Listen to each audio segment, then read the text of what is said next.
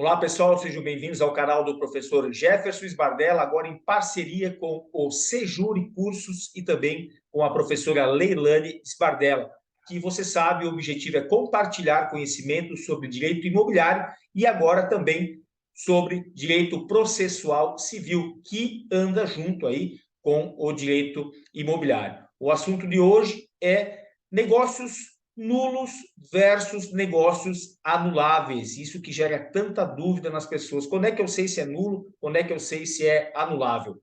Antes disso, eu peço a vocês que nos sigam lá no nosso Instagram, professor Jefferson Sbardella, Sejure Cursos, Sejure com S, e Leilane Sbardella. Negócios nulos versus negócios anuláveis. É muito fácil, eu vou lhe dar uma dica que você não vai mais esquecer, você não vai mais confundir. Nós temos que olhar para o artigo 104 lá do Código Civil, primeiramente, tá? O artigo 104. Ah, professor, mas por que o senhor está falando aqui de negócio nulo, anulável? Isso aqui não é canal de direito imobiliário, não é canal de processo civil.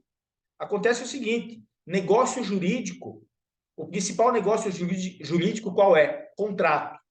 E não existe direito imobiliário sem contrato. E se der problema no contrato, onde é que você vai resolver? Lá no processo civil. Por isso que está tudo interligado e você tem que saber quando que é nulo e quando que é anulável. E com a dica que eu vou te dar, você não vai mais esquecer. Deixa eu compartilhar com vocês aqui o Código Civil. Lá no artigo 104 do Código Civil, ele diz o seguinte: a validade do negócio jurídico requer agente capaz, objeto lícito, possível, determinado ou determinável, forma prescrita ou não defesa em lei. E ainda tem um quarto elemento que não está aqui no artigo, mas que é necessário para a validade dos negócios jurídicos, qual seja a vontade. Mas qualquer vontade não. É a vontade livre de qualquer tipo de vício. Tá? Sabendo isso, agora vamos tentar descobrir quando é que é nulo e quando é que é anulável. Eu vou lhe dar duas hipóteses de negócio anulável. E aí, você sabendo essas duas hipóteses, as duas situações de negócio anuláveis, é só você pensar o seguinte: todas as outras são negócios nulos. Tratam-se de negócios nulos. E quais são, então, as anuláveis? Veja que no inciso primeiro ele pede agente capaz. Então, você pensa o seguinte: se o agente for relativamente capaz, relativamente, significa que o negócio é anulável. Se ele for absolutamente incapaz, é nulo. Mas vamos pensar só no anulável agora. Vamos primeiro tentar gravar o anulável, porque depois você sabe que o resto é nulo. Então, se ele for relativamente incapaz, o negócio é anulável. Está aí uma hipótese. E a outra hipótese, professor? A outra hipótese é a seguinte, é em relação à vontade.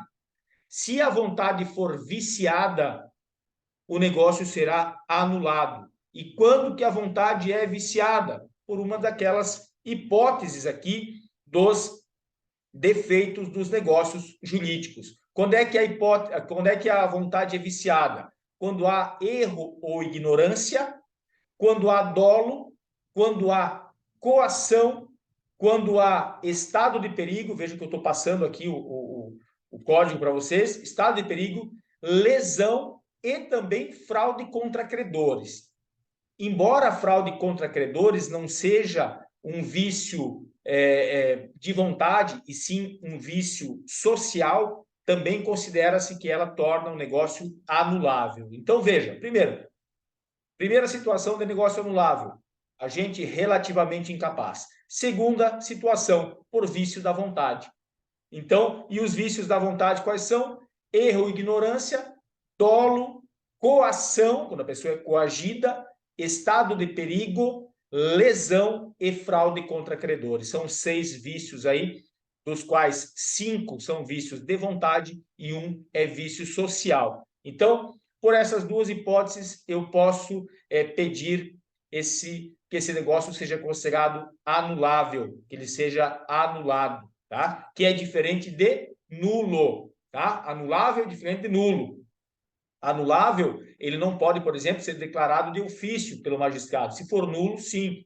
O anulável, ele terá que ser pleiteada, essa anulação tem que ser pleiteada. A lei vai dizer qual o prazo que você tem para pedir a anulação desse negócio. Isso tudo está aqui no Código Civil. Prazo, via de regra, 4 anos, nos casos que a lei explicita, caso contrário, é de 2 anos. Então, a lei sempre vai dizer, além das hipóteses aqui dos artigos seguintes, ela, quando ela quiser, ela vai dizer quando que o negócio é anulável. Mas você já sabe, as hipóteses de negócio anulável são aquelas duas. Então, agente relativamente incapaz ou vício na vontade.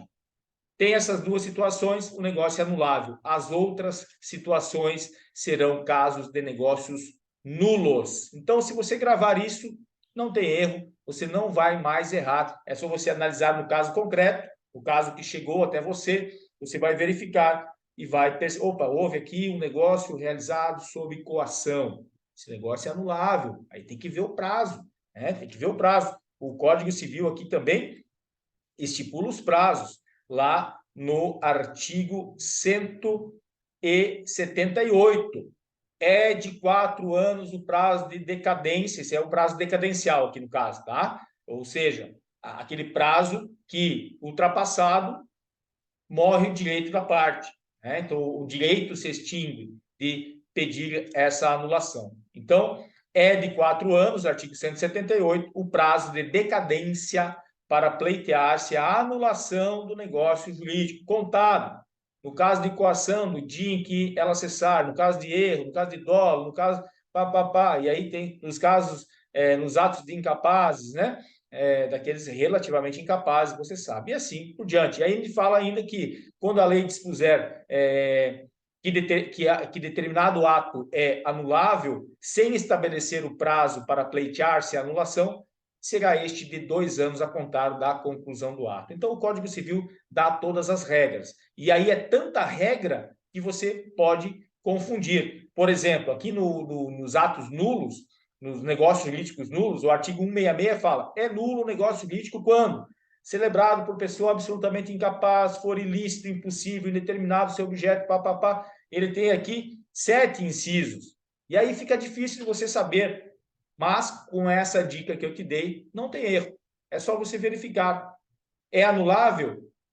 Não, não é anulável. Então é caso de nulidade absoluta. Ou seja, o negócio é nulo. E quando que é anulável? Agente relativamente incapaz ou vício de vontade. Vício de vontade ou vício social lá, que é a fraude contra credores. Decorando isso, aprendendo isso, não tem mais erro, você sempre vai conseguir identificar quando o negócio é anulável ou nulo. Tá certo? Espero que tenham gostado do vídeo. Aguardo vocês no próximo vídeo. Não deixem aqui de curtir, de ativar o sininho para receber as notificações e também, volto a pedir, nos sigam lá nas nossas redes sociais. Um abraço do professor Jefferson e até a próxima.